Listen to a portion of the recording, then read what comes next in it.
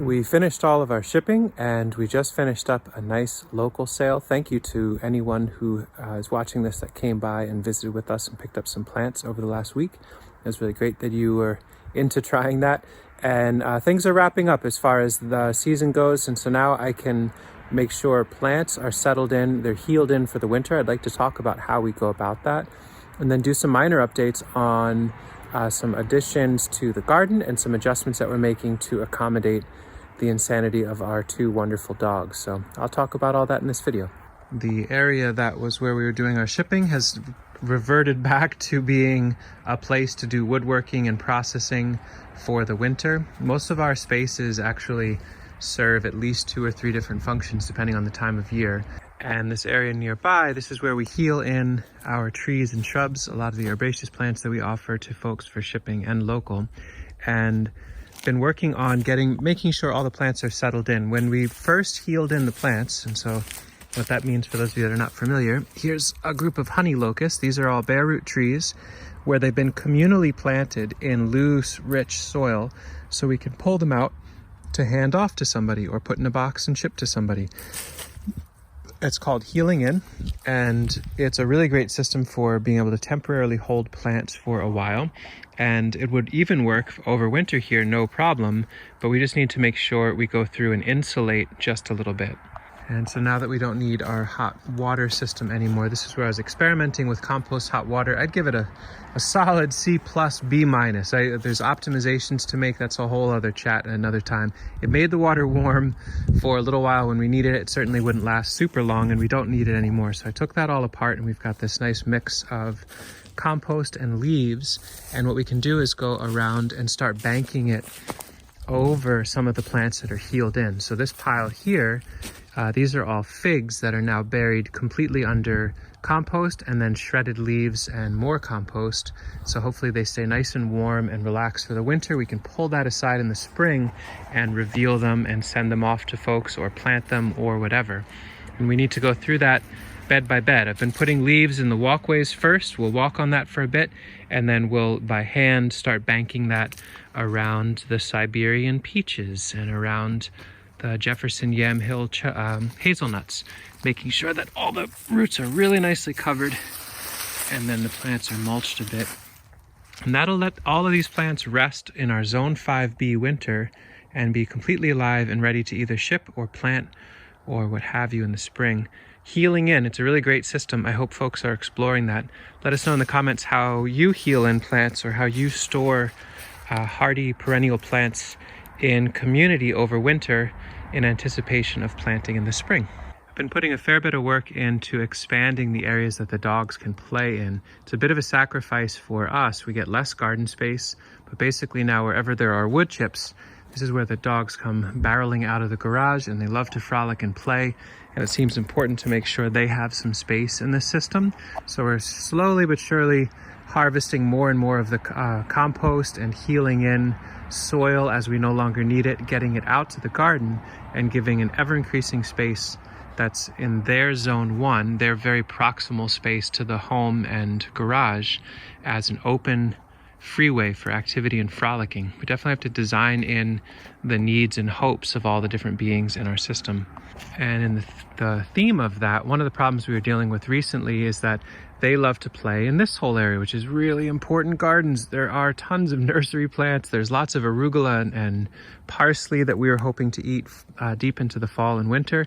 And with 2 dogs tumbling and brumbling around, that can be pretty damaging. And so we needed a way to deflect them out of our garden and reclaim the space, but have it be both functional and low embodied energy, low cost. And so that's what I'm working on right now, is this very basic black locust dog deflector / trellising system that feels pretty nice. Rather than creating an intense fortress all around this whole area with wires up as high as possible, I just keep adding 1 wire at a time as the dogs show that they're interested in hopping over or pushing past. But we're also trying to train them being really firm and straightforward with a good out and asking them to come back out into their play area. And then where I'm finding Lenny, our smaller dog, pushing through, I'm just weaving in branches and debris. And so we'll create a little bit of like a visible fence along here and keep the dogs frolicking and playing in these corridors. And then while making the fence, there's an opportunity to incorporate some actual trellising. So here there's taller locust staves. There are batten boards that help the staves stabilize. It locks them together with screws. And it's also a place where we can bank soil up against in the spring. And then we've got a couple runs here of 14 gauge and 17 gauge wire. We'll add one more string of 17 gauge. And now this main thoroughfare that brings us into our gardens can have sweet peas and cucumbers and peppers, or tomatoes, I should say, other vining crops right here, and it becomes part of the infrastructure for this really simple gate. You can see the gate off in the distance. That's the one that lets us walk through to our neighbor's landscape and high tunnel. And I figured I would just make this one pretty much the exact same. This is all offcuts of black locust, and I used some old reused hinges and a little piece of metal fencing here. Very simple, but very sturdy, should last a long time. And the gate is weighted in a way, hung in a way, where it is pretty easy to move and naturally wants to close. And we'll figure out whether we have to latch that and secure it, but so far the dogs aren't pushing through here. That's a little bit tighter than the two of them combined.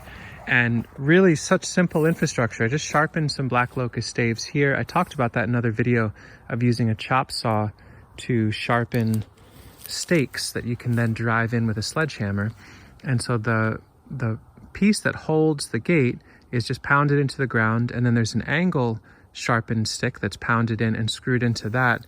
And these two together are really good at being rigid and strong.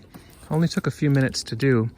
So this whole thing be using scrap wood and old wire. So, you know, it's like a $10 or $15 project to make both trellising and dog deflecting in the same scoop. So we'll go with this for now, and we'll see how it evolves. Hopefully they'll just get the idea and be really awesome about it. And if not, we'll fortify as needed. In our main garden, we're making sure to go through and flip our water containers so that they can't hold any water for the winter. I think we finally have everything drained down, so that's good. And we just keep having more and more, you know, freezes overnight, but then mild by day. So the earthworking in here continues in our main garden, just shaving walkways, building soil on the beds, and then remulching the walkways for next year. This is a pattern we've done for 6 years or so now, 7 years. You can see how three-dimensional the beds get. Every year the beds get deeper and better drained, and all the composting process that happens in the walkways after a year is then accumulated and sent up onto the beds. And everywhere is just getting loaded with this kind of material. A little bit of wood chip, a little bit of compost to be, but overall some just beautiful soil with lots of good aggregate and life in it. And some of the patches have soil that is just perfect. Like very, very happy with what happens with that system. In an otherwise way too wet landscape, there's a black walnut sneaking.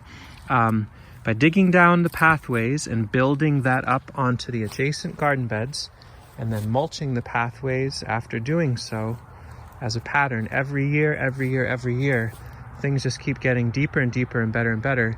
And the ruts of the walkways are now such that when the dogs do come through here, or if we have guests that come through, it is extremely clear as to what is a walkway and what is garden. In fact, this one's a great example.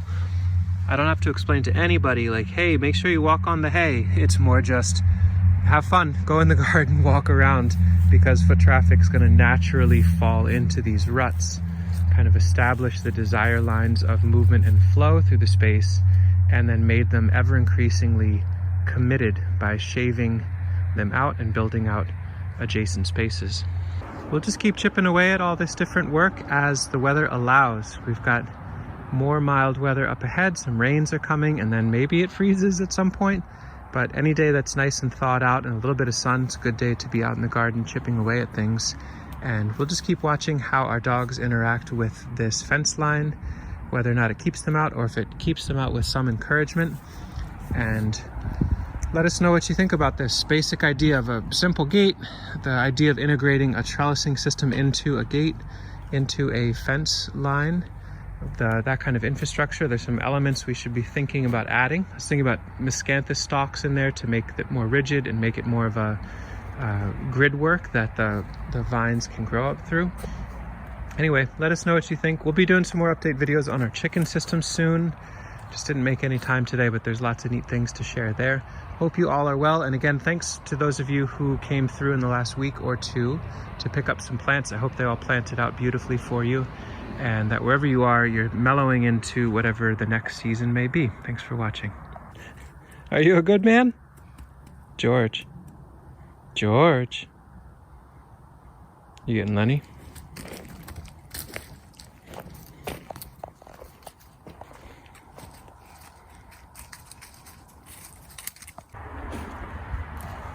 Hey, buddy. Hello, Lenny. Hello, Lenny. Hello, George. Good boy.